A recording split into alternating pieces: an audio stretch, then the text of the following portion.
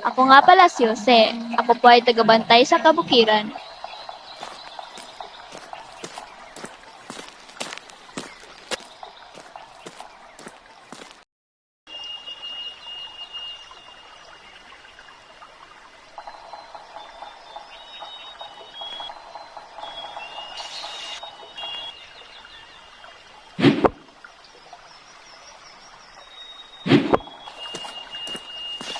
Hoy, ba't niyo pinutol yung puno?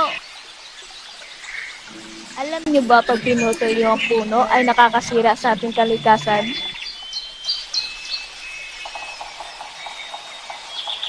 Ah, tama ka nga, nakakasira sa ating kalikasan at pasensya na din.